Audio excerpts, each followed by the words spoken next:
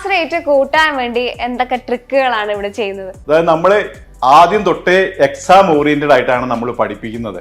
അതായത് കുട്ടികളാരും വരുന്നത് ഈ ഭാഷ പഠിച്ച് ഇതിൽ വലിയ പരിജ്ഞാനം ഉണ്ടാക്കണം എന്നുള്ള ആഗ്രഹത്തിനില്ല. അവർക്ക് ജർമ്മനി പോകണം, ഈ പ്രോഗ്രാമിന് പോകണം, അതിന് ജർമ്മൻ ലാംഗ്വേജ് പാസ്സാവണം. അപ്പോൾ ആ പാസ്സാവുന്നത് പഠിക്കാൻ വേണ്ടിയിട്ടാണ് അവർ നമ്മുടെ അടുത്ത് വരുന്നത്. അപ്പം നമ്മുടെ ഉത്തരവാദിത്വം എന്ന് പറയുന്നത് അവരെ ഈ പരീക്ഷയ്ക്ക് പാസ്സാക്കുക എന്നുള്ളതാണ്.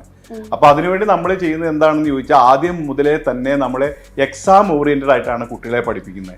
എല്ലാ ആഴ്ചയിലും ശനിയാഴ്ച നമ്മൾ ഫുൾ എക്സാമുകളാണ്. അതായത് തിങ്കളാഴ്ച മുതൽ വെള്ളിയാഴ്ച വരെ പഠിച്ച പാഠങ്ങളിൽ നിന്നുള്ള എക്സാമാണ് ശനിയാഴ്ച നമ്മൾ നടത്തുന്നത്. അതുപോലെ തന്നെ ആദ്യം മുതലേ നമ്മൾ എക്സാം പ്രിപ്പറേഷൻസ് നമ്മൾ അവർക്ക് കൊടുക്കുന്നുണ്ട്, എക്സാം പ്രാക്ടീസ് നമ്മൾ കൊടുക്കുന്നുണ്ട്, മോക്ക് എക്സാമുകൾ നമ്മൾ കൊടുക്കുന്നുണ്ട്. കൂടാതെ കോഴ്സ് കഴിഞ്ഞാൽ 1 മാസം മുതൽ 1.5 മാസം നീണ്ടു നിൽക്കുന്ന എക്സാം പ്രാക്ടീസ്, മോക്ക് എക്സാംസ്, ഇതെല്ലാം നമ്മൾ നിരന്തരമായിട്ട് നടത്തി റിയൽ ആയിട്ടുള്ള എക്സാമിന് അവരെ എങ്ങനെയാണ് അവർക്ക് അപ്പിയർ ചെയ്യേണ്ടതെന്നുള്ളത് നമ്മൾ പലവട്ടം പ്രാക്ടീസ് ചെയ്ത് അവർക്ക് കോൺഫിഡൻസ് ഉള്ളവരാക്കിയിട്ടാണ് നമ്മൾ അവരെ വിടുന്നത്. EduFlair, education driven by passion.